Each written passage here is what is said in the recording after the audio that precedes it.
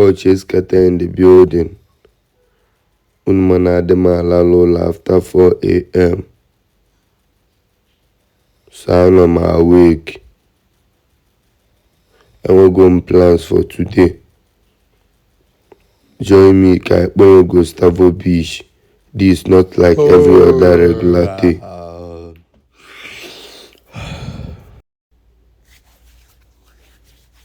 After waking up, Msebulan, my morning prayers. Cover me with your blood, because I'm a son of God. Protect and guide me and rewrite my wrongs.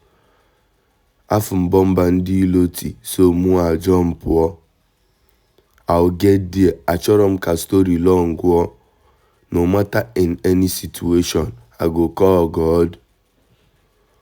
Nkusie my morning prayers. May my workout.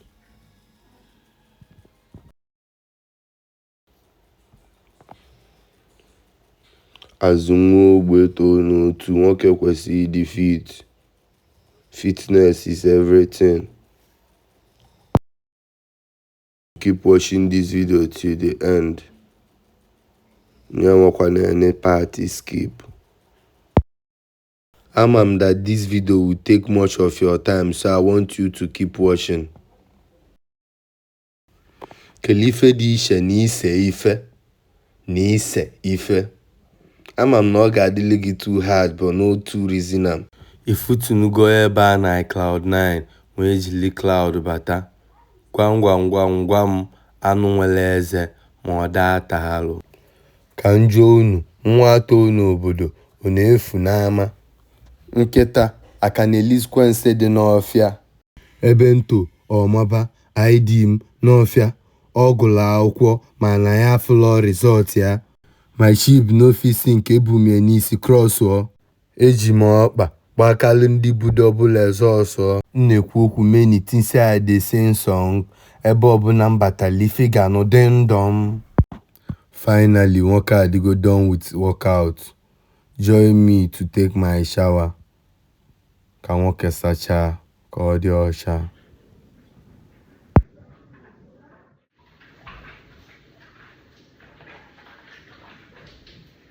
Son of the legend.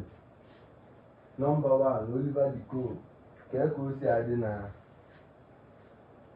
Udompa. Ama m n'ime get ready ka ekpo ego stable fish ebe ife na-eme.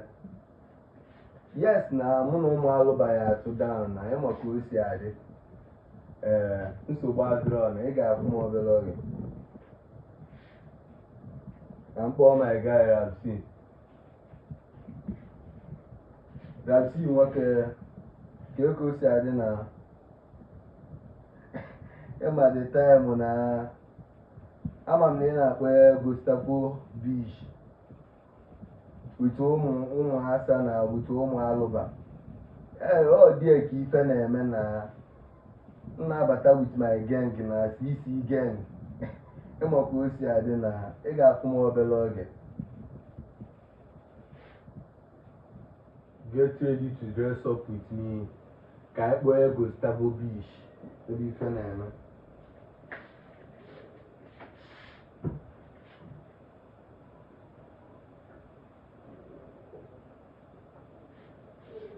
I'll be putting on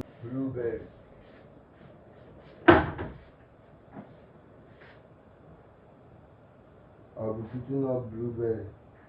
That's my outfit for the day.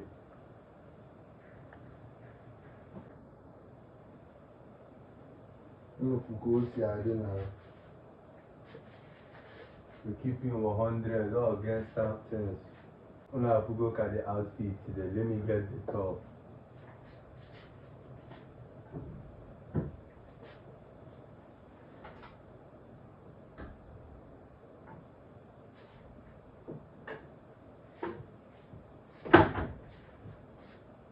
May the top ever. May the outfit. Okay, the very good job. Abro ma tacha abu. Okay, na ebe na. Emo ko si ade. Now I'll be shaking out the shoe I'll be putting on for today. Amalo shouldn't be put on for today. Amalo shouldn't be put on for today.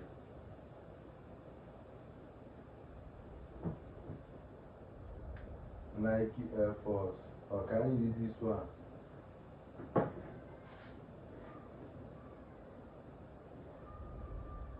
Amalo shouldn't be. Let's unbox.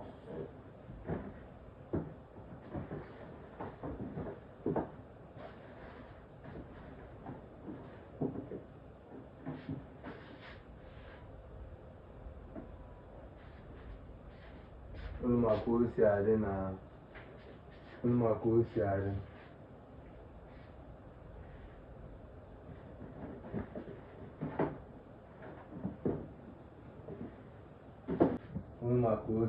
na okay na bezebe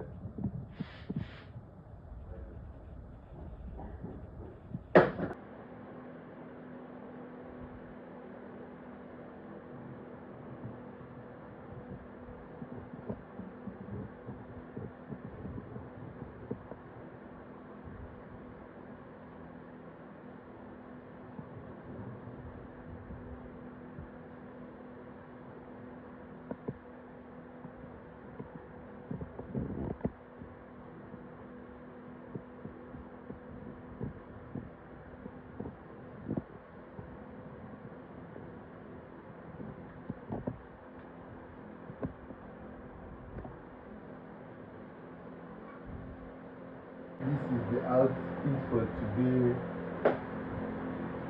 Na today na nwoke na-ebe ebe.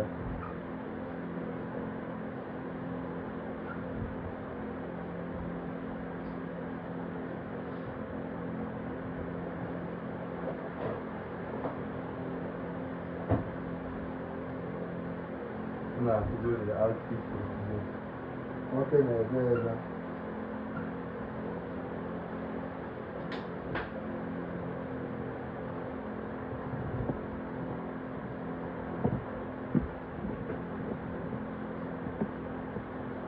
Uma coisa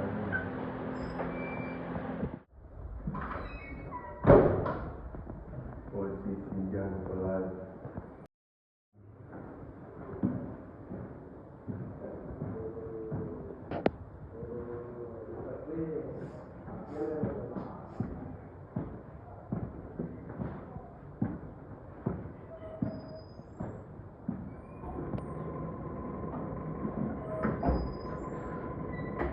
What's up with you, Chase Cartel?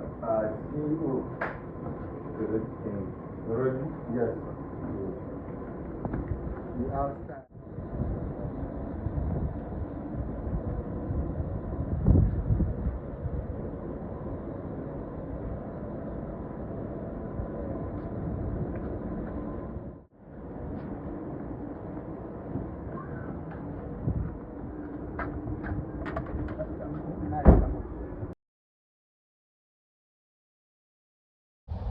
Oh, Chase Cartel in the building. You know the vibe. We are heading to Gustavo Beach in Delta State, Asaba. We are going to have fun. Umalo bandio, bunu makosi adina, anenwa board of my cartel man na adaje. Agwa mfane bi fe eme today.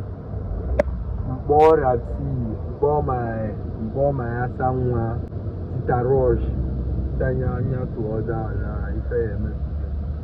So we are keeping down all the whole documentary.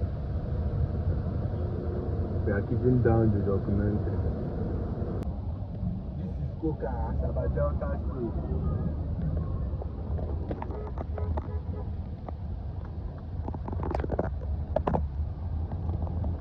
So I'm heading to beach to go and have fun. I'm heading to beach to go and have fun. Agwa m na atụ n'ụjọ. My cartel men na-eju. O nwere ndị nọ n'iru. Some of my cartel men nọ na Ishoro. So I'm trying to meet up. Time adịghị. We are close.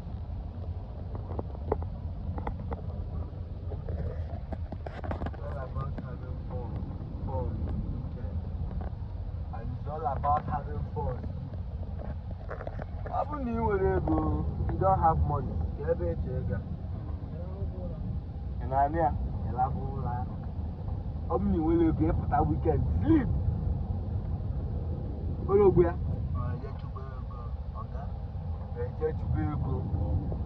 Now I work on my second album. I will make a title track called Utu Onisha. Why ain't you bought the track Utu Onisha? It's because I grew up in Ubu Onisha, or Maba Face Street, my street.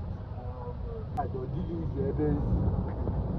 We things around me, my environment, evidence, what are my inspiration, evidence, what even now, Guna music. Or why ain't you title all the track Utu Onisha? Onye Lalola, Ebula, Bayatawa, Utu Onisha, Okwebe Legion, Wakona, Sukunaza, Ifo was in Akalaka. I thank God for life, I want to be rich forever. Onye Lalola, Ebula, Bayatawa, Utu Onisha, Okwebe Legion, Wakona, Sukunaza, Ifo was in Akalaka. I thank God for life, I want to be rich forever. I want to be forever. I want to be rich. Obonisha, even below, no bushy, no polo, nothing like shelter. I'm one of my bros now. Our survivor plan be shot and you go while you ever to Obonisha. No sleeping, no bicycle. When saying I shot, many Tishaki Kadiriko. My incoming track, Obonisha. So I want you all to get ready. It's gonna be fun. And on my second album, Cooking, Living in the Kitchen. All non-stop with Virgin Best Entertainment. I'll be giving you back to back. I keep you 100. Number one.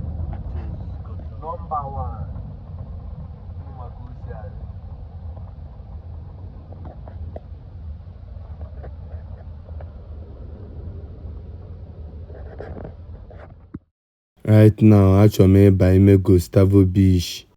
It's gonna be fun and lit. Because business m dị legit. You all come and see. 3, 2, 1. Mụ na ụmụ alụba na-emuvu ka digital compass. Nwoke abụzi Mortal Kombat. My swag na-akpụ naanị ka rag. Ojii gbado anya maka ilus guard. Onye na-ele akpọ ọ na-achịkwanụ gị na-achị ọsh. Shout out to Vibe Soldiers in the building. PS Media nwoke. It's either production. Eko Tibaje. Here we come. Son of the legend. The late Oliver Diko. Safin Diko. 750 cent. Omo Alobas. Here comes Virgin Best Entertainment CEO. Vibes Record. So we are linking up, you know the vibe, we're keeping 100. This is Vibe CEO. Vision Best Entertainment Vibes Record. Number 1. Boom Africa, we buck up the world. What is the difference between expo and runs? Income and salary. Export and transport. Ona na atọ n'otu mansion. Chase Cartel na-ekwugheli. Tinye m na nylon. Only the business we stand on. I na-ekwu maka the business, you know how it goes. Because I still stand on my 10 toes.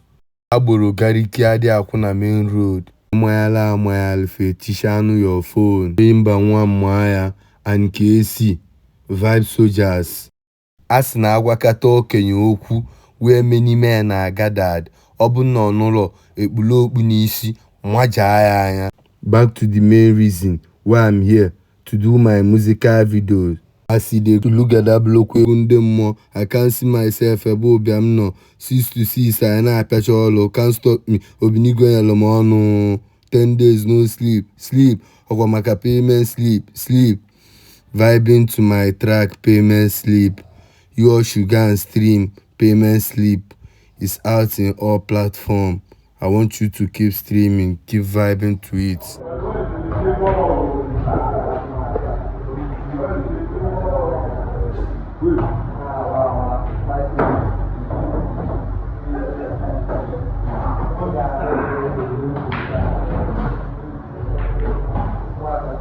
See how it goes. We are vibing to the track. You can see how I'm dancing, moving my body. Dancing skelewu, dancing legwegwe. Makosa. We are still vibing to the track. Having fun. We keep it 100. Non-stop vibes. Unu mana my flow so I got the dry. MSna kapasga lona afia if you ain't talking biz because up maka omnijil update pick up bachala anya.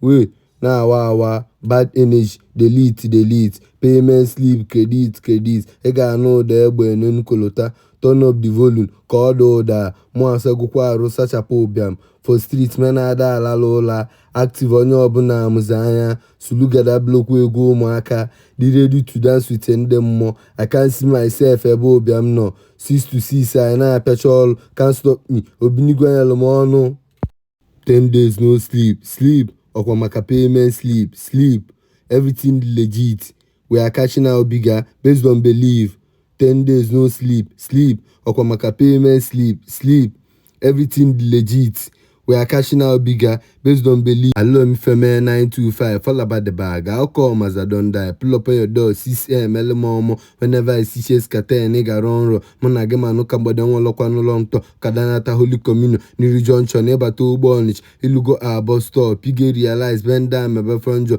hello my share if I balaba I call you like 10 times draza onye obodo where my money go 12 down feet I follow am dey go achọlọ m ịnụ ka anyị chebe tomorrow be onye obodo where my money go 12 down feet I follow am dey go achọlọ m ịnụ ka anyị chebe tomorrow east and west na me dey run town asarand ụmụadọkwanụ gị vamva your girlfriend fum she be shaky bum skip to my room mmata gị ya I'm a big stepper vibe killer egela mos ada amatị ya n'aka akpa steady grinding ka biji n'ọka oluwa achọrọ m ebe onye ama 10 days no sleep ọkwa maka payment sleep everything legit we are catching out bigger based on belief 10 days no sleep ọkwa maka payment sleep everything legit we are catching out bigger based on belief